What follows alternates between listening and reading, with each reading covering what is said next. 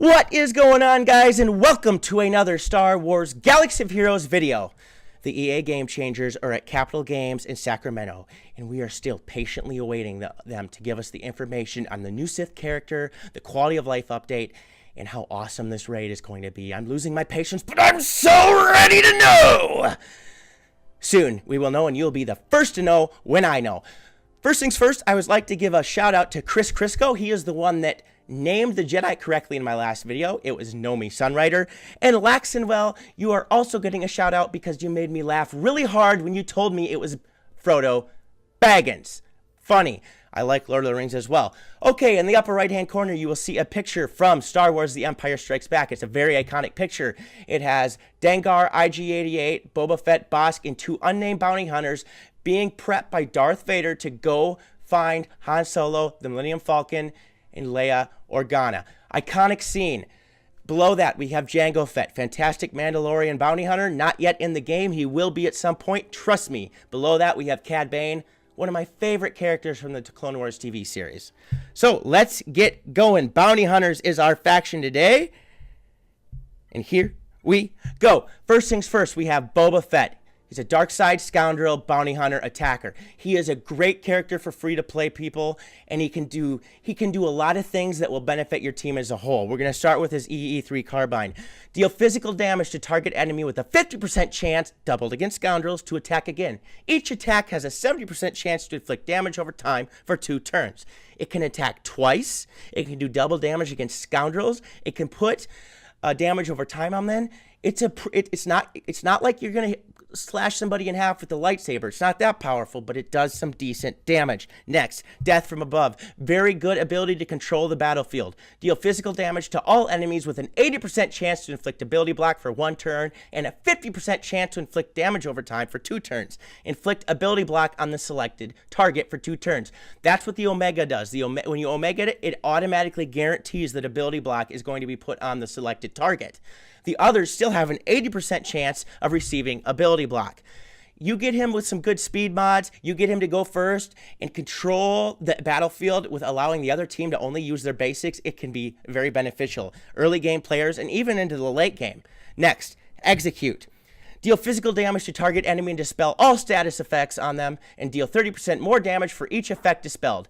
Enemies defeated by this ability can't be revived. Reduce all cooldowns by 1 on a finishing blow, and this attack can't be evaded. Let's put it this way. Let's say you have a Darth Vader on your team, and he uses his Force Crush, and they're getting a bunch of debuffs on them. But they also have like Tenacity up and Potency up for each one of those status effects on them. When he uses Execute, it does 30% more damage. You can wipe people out with full health with this single hit if they have enough status effects on them. Great ability. The only person that cannot be completely destroyed with this is the Night Sister zombie, late game player. She's overpowered. We're just going to leave it at that. Excellent ability. And if you get a finishing blow on it, you'll get all your cooldowns reduced. Next, Dead or Alive, a leadership ability. All allies gain 50% critical damage and a 10% critical chance. Bounty Hunter allies gain 15% speed for each debuffed enemy, gain max health equal to 50% of the total potency of all Bounty Hunter allies, and gain 15% turn meter whenever a thermal detonator explodes. That's a lot, but here's what I want you to focus on. All allies gain 50% critical damage and 10% critical chance. That says all allies. You can put him as a leader in any group of any 4 other players you put with him, and it will boost their critical damage and critical chance. I like that leadership ability because of that. Great for early game free-to-play players. Very viable character. And his Bounty Hunter's Resolve. At the start of the battle and whenever he defeats an enemy, Boba Fett recovers 100% protection and gains Bounty Hunter's Resolve until he is defeated.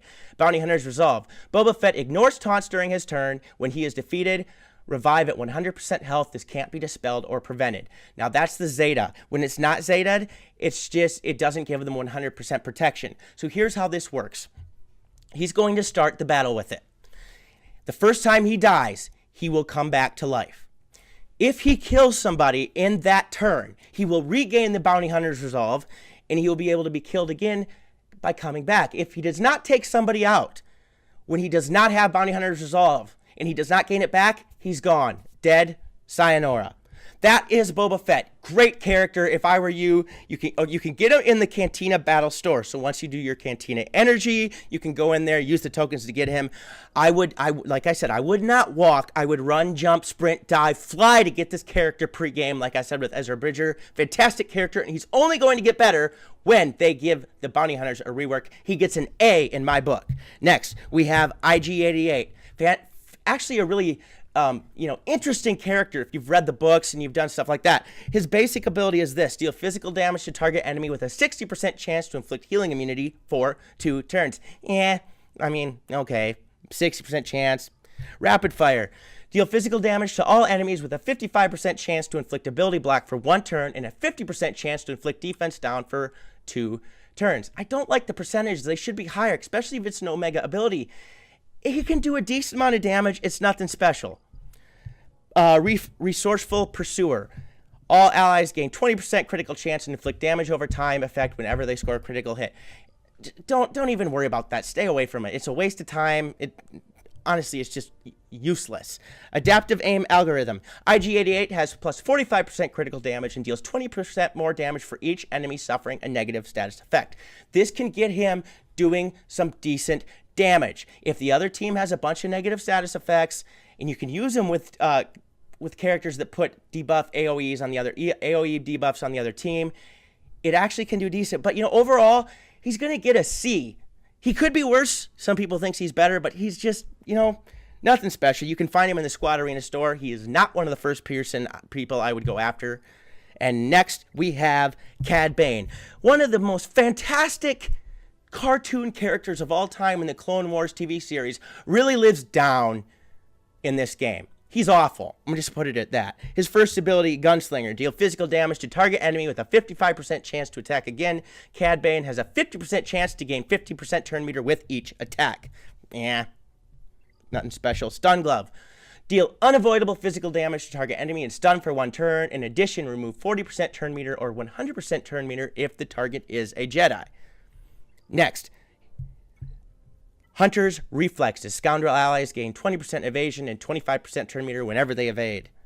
And Jedi Hunter, Cad Bane has 35% critical chance and 20% critical damage when attacking Jedi enemies. Okay, so there are so many better characters in the game that the only reason you really put Cad Bane in right now is to fight Jedi. But there's many more characters in the game that you could put in that place. I hope he gets a rework. He needs to live up to the hype that he had in the Clone Wars when he could complete any mission that he wanted and take down Jedi like that. He's a D in my book. I hope you don't get mad at me, but that's just what he is. You can find him in the Galactic War Store. Next, we go to Dengar. Seen in the shot in the Empire Strikes Back in the top image to above, and then he was also seen growing up in the Clone Wars TV series. His first ability, Target Spotted. Deal physical damage to target enemy. If the target is suffering from any debuffs, there's a 60% chance to call an ally to assist. If the assisting ally is a scoundrel, this attack is guaranteed a critical hit. That's actually pretty decent for a basic attack. He could be used more in the game, and he's not an awful character. I'll continue reading the rest of his abilities. Blast and Smash. Deal physical damage to target enemy with a 50% chance to inflict speed down for 3 turns. If the target had 50% turn meter or more, they are also stunned for 1 turn. I like this ability. I think he will become more viable in the game when bounty hunters get a rework. The ability to stun somebody for 1 turn and deal a decent amount of damage and give them speed down should not be overlooked. Good ability. Mini Mine Mayhem. Deal physical damage to all enemies, then inflict negative status effects on all enemies that suffer a critical hit. Effects inflicted depend on number of critical hits scored. This ability is really fun to use because it's the only one in the game that you don't know what it's going to give. It could give anything. It can do some decent damage, and it can inflict negative status effects. I like this. Do not undervalue it. Next, we have Grizzled Veteran. When Dengar receives a critical hit, he gains stealth for 2 turns. Whenever an enemy evades Dengar's attack, he gains plus 60% turn meter. Whenever Dengar suffers a negative status effect, he gains tenacity up for 2 turns. Dengar gets a C+ in my book. Why? He's a really, really fun character to use. And he's only going to get better again with the reworks. C+, you can find him in the right now you can find him in shipments. Sometimes he's in the Fleet Arena store and all over. I would not spend those precious resources on him. He's not that good, but he's a decent bounty hunter character. 2 left. Next we have Zam Wessel. Attack of the Clones, seen for like the first 30 minutes before she is killed by Jango Fett with a Kaminoan saber dart. Here we go. Deal physical damage to target enemy. All thermal detonators on the target explode, dealing damage immediately. If any thermal detonators explode, Zam gains 20% turn meter for each living scoundrel ally. I'm going to tell you, she's actually decent in the dark side territory battles with bounty hunters needed. See what sticks. Place thermal detonators on all enemies that explode after 2 turns with a 70% chance for Zam to gain speed up for 3 turns. Good attack. Electro goggles. Inflict evasion down on all enemies for 4 turns and expose the primary target for 2 turns with a 50% chance to gain 50% turn meter. This attack can't be evaded. Decent attack. Shapeshifter. Zam gains 18% evasion. This bonus is doubled while she is suffering a negative status effect. Whenever Zam evades an attack, she also dispels all negative status effects on herself. Whenever Zam is critical hit, she gains evasion up for 2 turns. The only reason I'm going to give Zam a C-, because she could easily be a D, is she is very useful in the bounty hunter dark side territory battles. That's late game, but she's useful for that. You can find her in the Fleet Arena store and the Guild store. I wouldn't spend a lot of the resources on her. If you really like the bounty hunters and have fun with them, get it from time to time.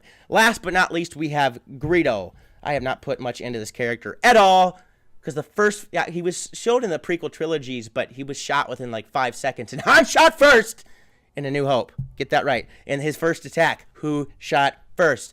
Deal physical damage to target enemy with a 45% chance to gain evasion up for 2 turns. Next, thermal detonator. Place thermal detonators on all enemies that explode after 2 turns with a 40% chance for Greedo to gain 25% turn meter. Next, ambuscade.